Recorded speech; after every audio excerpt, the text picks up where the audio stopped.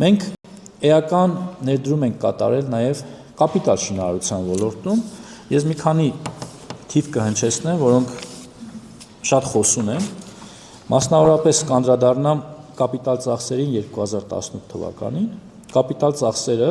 2018 թվականին կազմել են շուրջ 17 միլիարդ 718 միլիոն դրամ եւ խոսեմ 2025 թվականին 2025 թվականին Պաշտպանության նախարարության կապիտալ ծախսերը կազմել են ուշադրություն 57 միլիարդ 702 միլիոն 154 հազար դրամ։ Սա իհարկե ապահովում է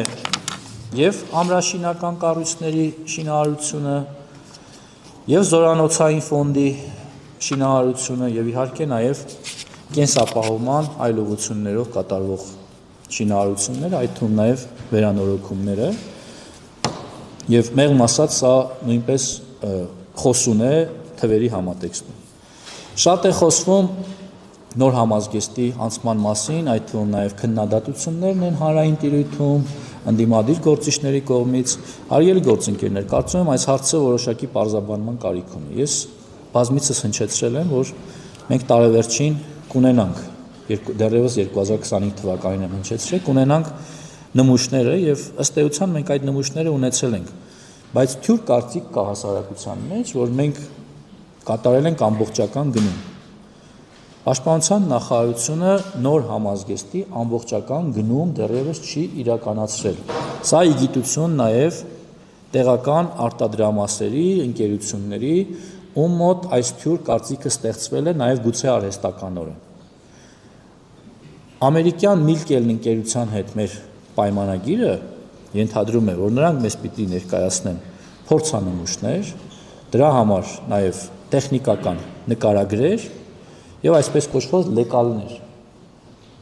Բայց սա ենթադրում է, որ այն զուգահեռ պիտի ունենա որոշակի խմբականակ փորձանմուշներ, որը այս փուլում արդեն զինված ուժերում անցնում է զորային փորձարկում, որից հետո 26 թվականի ընթացքում մենք կունենանք գնման գործընթաց, որին կարող են մասնակցել նաև տեղական ընկերությունները, բայց այն, որ մենք արդեն ունենք ընդհանուր պատկերը, թե ինչպիսին պիտի լինի դաշտային համազգեստը տարբեր զորատեսակների համար, դա արդեն հստակ է։